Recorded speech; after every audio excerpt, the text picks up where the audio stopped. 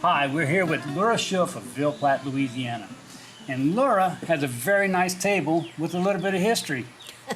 It's an old table. It's a table that had a lot of use. My father built it about 1945 with hand tools. They didn't have any electrical tools or anything at that time. And then when my daughter got married in 1978, she used it in her kitchen for several years. Your grandchildren told me that they remember this table Oh, too. yes. They were at home a lot when they were growing up. So I'd make picnics, I'd call it, for them, and they'd enjoy that very much. I'd cook, and we'd hold everything on the table for them to eat outside. So this table has It had a lot of use. a lot of use, and apparently it's not just a table. It means something to you guys. Well, it means something to me because my father had built it. Your father built it. I think a lot of people like a table like this. So let's go in the shop and make one. Here's my version of Miss Lurie's table. This tabletop is 3 pieces of antique bourne siding. I've joined them together to eliminate the crack, but I've rounded over the edges slightly just to maintain the appearance of the individual boards. On the base, the legs are turned to the same profile as Miss Lurie's table, and the apron has a bead just like on Miss Lurie's table. I've fastened it with cleats into slots along the apron. The stretcher is fastened to the apron with sliding dovetail joints. We'll get a closer look at that later. Here's the material for today's project. This is an antique cypress sill beam, salvaged from an old barn. I'm going to get the legs for the project out of this. The apron and the stretcher are going to come from this recently milled cypress. It's a very good, high-quality cypress. This is antique bourne siding. This will become our tabletop. This is the material we've chosen for the top. If you remember, on the original, it was a 28-inch wide by 48-inch long top. I have plenty of width here, but the boards are way too long. I'm going to cut them to rough length, and we'll work with them from there. I'll cut these a little long for now. After getting the edges straight, I'll trim them to the final length. Now that I've got my freshly jointed straight edge, I'll set my fence and run it through the table saw to get parallel sides.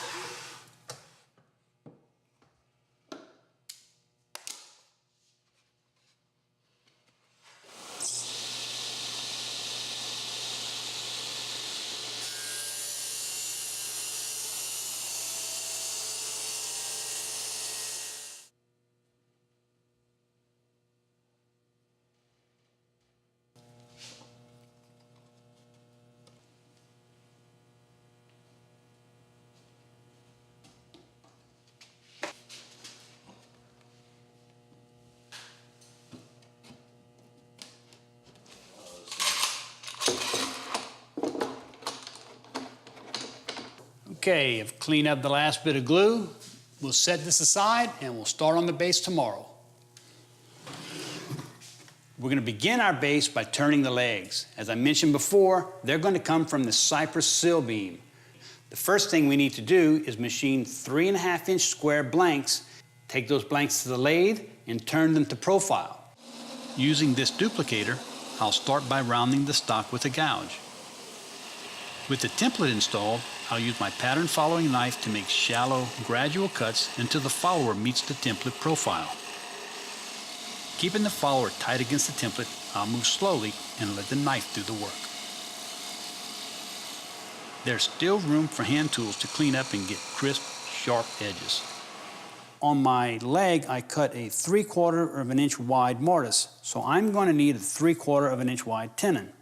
I don't want to cut too much off, then my tenon will be too loose. I'd rather cut it a little fat and walk it in until I have a nice, snug, but not too tight fit.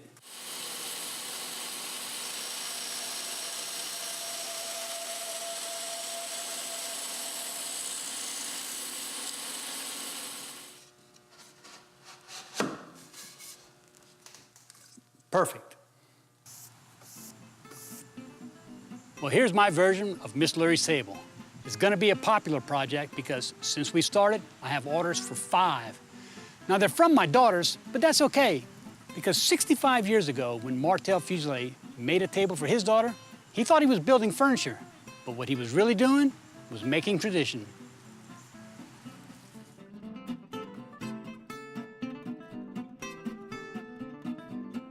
For detailed plans and video instruction, visit www.makingtraditions.com.